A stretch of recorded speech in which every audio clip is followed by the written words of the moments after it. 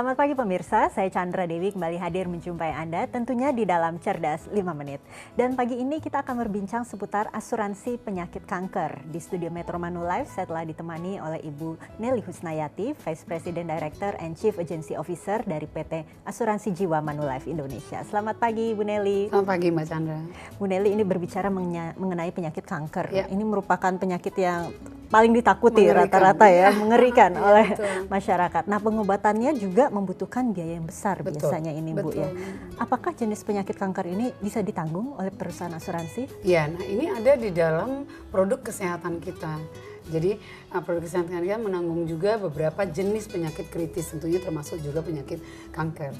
Nah, tapi jika kita sudah dideteksi menderita penyakit kanker, masih bisa di-cover? Nah, kalau sudah dideteksi menderita penyakit kanker, yang kita perlukan pada saat mengisi aplikasi adalah kita perlu tahu rekam medisnya. Rekam medis itu artinya pemeriksaan terakhirnya itu apa? Karena kan kanker ini juga deteksinya itu bisa dilihat, oh mungkin baru stadium awal, mungkin sudah stadium akhir dan segala macam.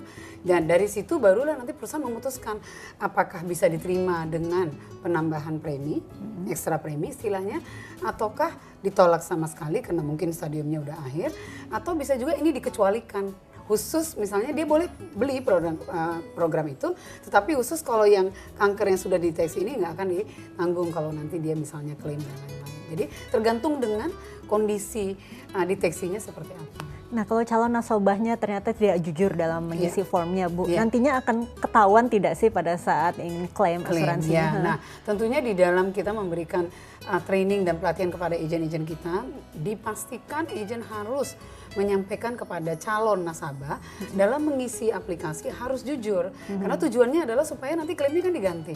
Pada saat dia mengisi misalnya dia tidak menyatakan secara jujur, iya dulu gue pernah nih kedeteksi dan lain-lain. Pada saat klaim itu nanti ditelusurin, diinvestigasi. Nah bisa jadi nanti tidak diganti. Karena ada investigasi pastinya nanti jadi sia-sia asuransinya ya Bu ya. Nah kembali lagi ke asuransi penyakit kritis ini. Sebetulnya penyakit apa saja sih selain penyakit kanker yang bisa di cover oleh asuransi ini? Dia macam-macam, ada lebih dari 30-an jenis penyakit kritis yang di cover. Lebih dari itu juga. Nah apa saja yang paling sering ini kedengaran adalah tentu kanker, kemudian juga jantung, stroke, diabetes dan lain-lainnya. Dan itu tergantung juga dia ada di stadium mana nanti. Tapi kalau khusus untuk penyakit kanker ini Bu Nelly ya, sebenarnya yang akan di cover asuransi ini pada saat akan menjalani pengobatan semacam kemoterapi atau sebelum-sebelumnya sudah bisa di cover? Nah, kita kan punya produk yang beragam-ragam jenis coveragenya gitu ya.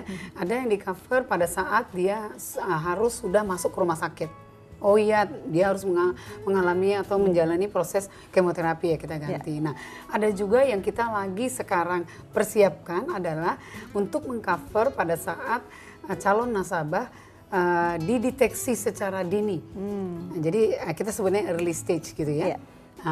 Penyakit-penyakit kritis. Nah itu kita lagi godok produknya seperti apa. Kenapa? Karena kita melihat kan dari waktu ke waktu kita memastikan bahwasanya kita memberikan menyediakan produk yang betul-betul bisa mengcover sesuai dengan kebutuhan nasabah dan juga tren yang ada di pasar. Betul. Tren yang ada di masyarakat sekarang.